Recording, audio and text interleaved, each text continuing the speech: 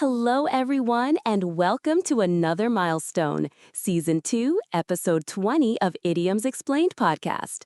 I'm Emily, and it's wonderful to celebrate this with you on Learn English by English. And I'm Alex. Episode 20 of Season 2, Emily. Time flies when you're explaining idioms. Before we get to today's insightful proverb, let's reveal the answer to the What's Alex's Idiom Challenge from S2E19. Let's do it. Last time, Alex, you described finding a camping solution that pleased two groups with different preferences by offering advantages from both types of camping. I did, and we asked our listeners which idiom from Season 1 best described a solution that combines the benefits of two different options. The correct idiom was the best of both worlds. The best of both worlds, meaning a situation in which you can enjoy the advantages of two very different things at the same time. Fantastic job to everyone who got that. You can find that idiom in Episode 3 of Season 1. Excellent work, insightful listeners. Now, Emily, for our Season 2, Episode 20, what well-known piece of advice are we discussing that cautions against superficial assessments? Today, Alex, we're looking at a very wise and widely quoted proverb that has become an idiom. You can't judge a book by its cover. You can't judge a book by its cover. That's a profound one. It means you shouldn't form an opinion or make a judgment about someone or something based solely on their outward appearance, right? Exactly.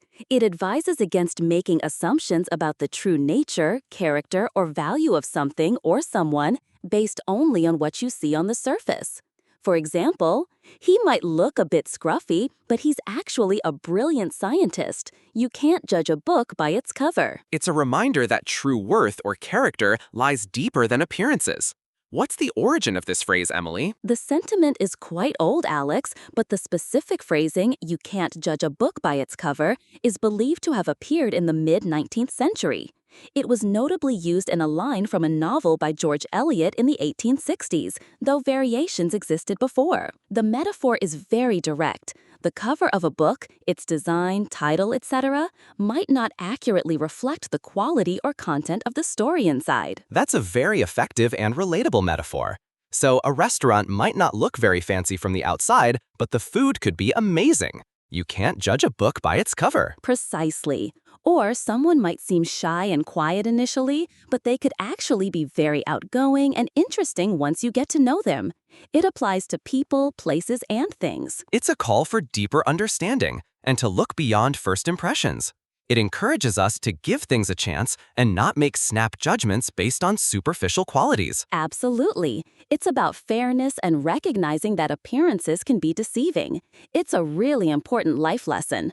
So, to summarize for our listeners, you can't judge a book by its cover means you should not form an opinion about someone or something based solely on their appearance. A wonderfully insightful explanation for a timeless piece of wisdom, Emily. Perfect for our 20th episode of this season. And now, let's hope our listeners don't judge the difficulty of today's What's Alex's Idiom Challenge by its cover, but dive deep into their Season 1 knowledge. I'm sure they will. What's the final challenge scenario for this set of episodes, Alex? All right, here is today's challenge from Season 1. My friend was telling me about a very rare and beautiful bird he saw while hiking. He said he only sees that kind of bird very, very infrequently. Maybe once every few years. Which idiom from Season 1 best describes how rarely my friend sees this particular bird? Ooh, a rare sighting. Listeners, what do you think? Which Season 1 idiom describes something that happens very infrequently? Don't judge this challenge too quickly. Think it through and get your answers in the comments. We're looking forward to your well-considered guesses. And that brings us to the end of another fantastic block of episodes. Thanks for joining us for Season 2, Episode 20 of Idioms Explained. It's been a pleasure. Please subscribe to Learn English by English and hit that notification bell.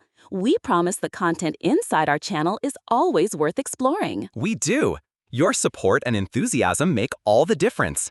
Until next time, everyone, keep learning and looking beyond the cover. Bye for now.